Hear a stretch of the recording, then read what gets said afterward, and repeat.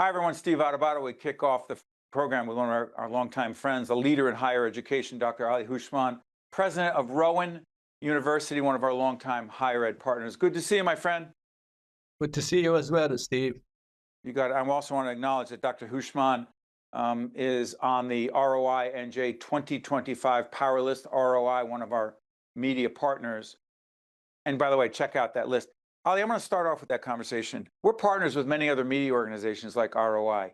Rowan is partners with a whole range of other folks. And let's start with the New Jersey Economic Development Authority and a partnership supporting the African American Chamber of Commerce for the New Jersey Transformation Center in Trenton. No one does this alone, Dr. Houshmand, right? It is partnership, Steve. It's all about really working together and trying to make 1 + 1 more than 2.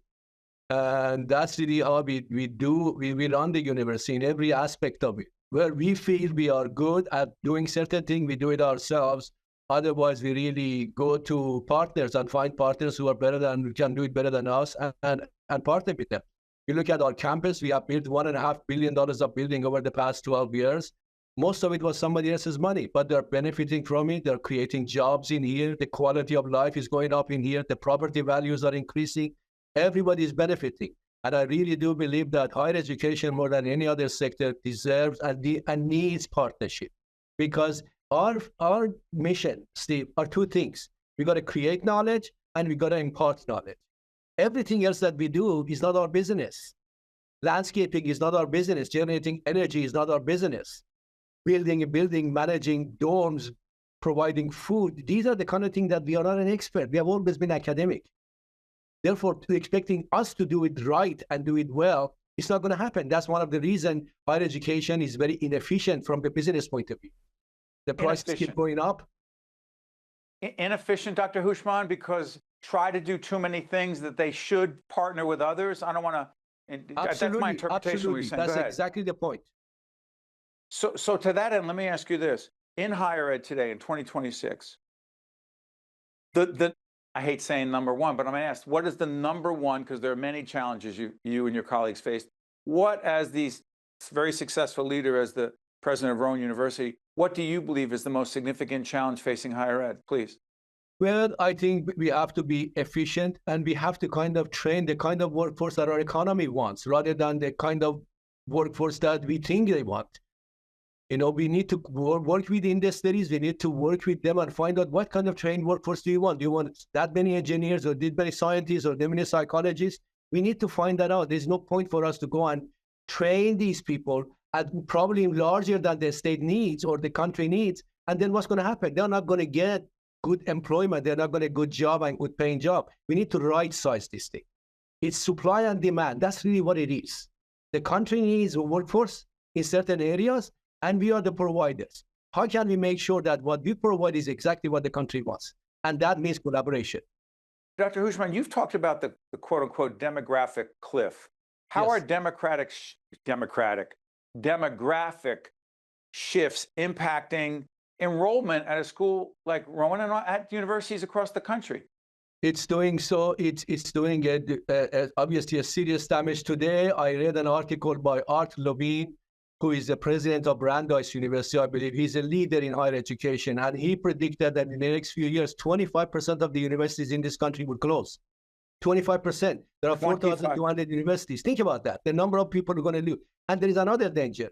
The bigger danger right now is, Steve, international students. I can tell you, as the result of the lack of visa and fear, we are going to lose $7 million this year. And what we need to do, we need to work with our government, with the various embassies, and go to those countries that we believe are friends of the United States and recruit students in here. Let me give you an example to see how important it is. Central Asia right now is a very, very important and strategic area for the United States. There's a big competition between China and United States. You're talking about massive amount of natural resources. The people who were under the Soviet Union that have now been freed, these people are ambitious. They want to have great countries. We have great relationship with the country of Uzbekistan, which is right in the middle and border all the other countries. And these people genuinely are trying to become very modern, advanced countries and have very good relationship with the Western economy. And we need to go in there and recruit students and bring them in here, give them the education so that they become the friends of the United States.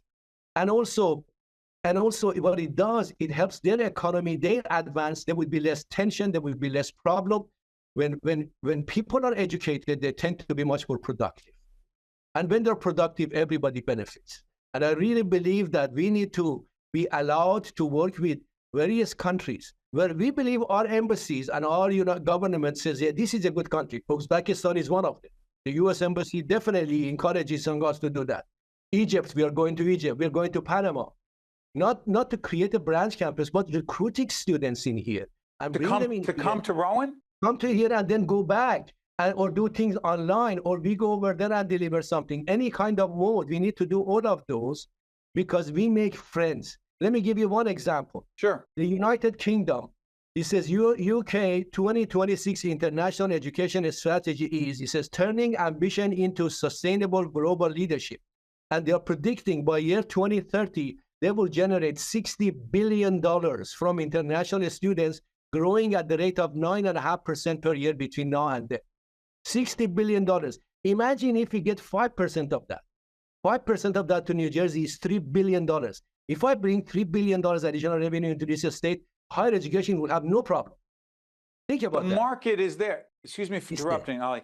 Dr. Houshmand, the market is there.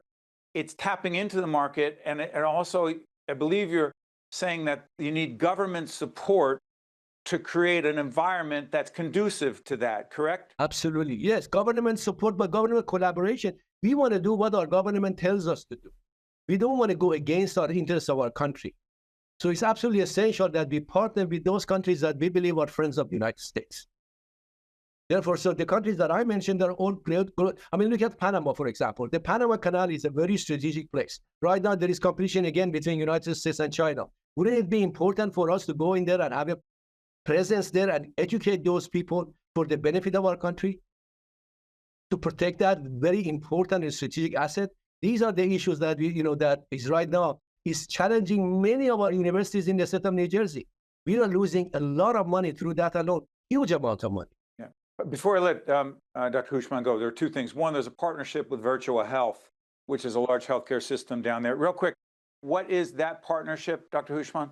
That's a partnership that we have created to create an academic medical center where we do strategic research, where we do education, they do our residency, they do our rotation of our undergraduate, and also we have given our clinical practice to them to run. You see, that's another partnership. We are not good at clinical practice, let them do it. They are. We are good at education, let us do it. We are both together, we can do research.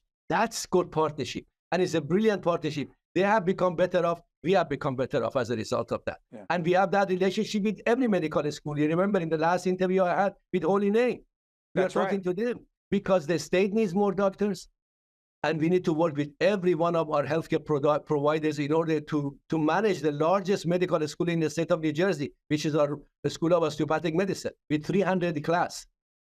By the way, check out our interview with Mike Marin, the CEO of Holy Name, who talked about the partnership with Rowan. The website's up right now. Before I let you go, real quick, the New Jersey Economic Development Authority, together with the university, with Rowan, partnering with the African American Chamber of Commerce. Real quick on that, Dr. Houshmand, what is that?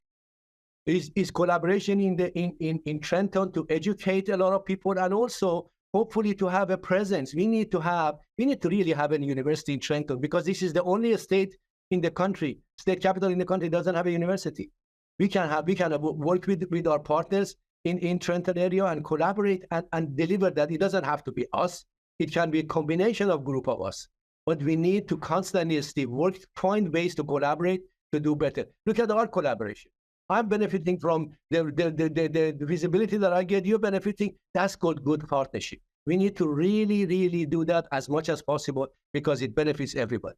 It creates efficiency. And to Dr. Houshmand's point, for those of us involved in public media, anyone who thinks they could do it alone, that's laughable. Universities involved, community groups, the foundation, corporation community, those of us in media, no one does it alone. Dr. Ali Houshmand is the president of Rowan University, one of our longtime higher ed partners. Thank you, my friend Ali. We'll talk soon again. Thank you, sir. It was great. Always. Stay with us. We'll be right back. Brought to you by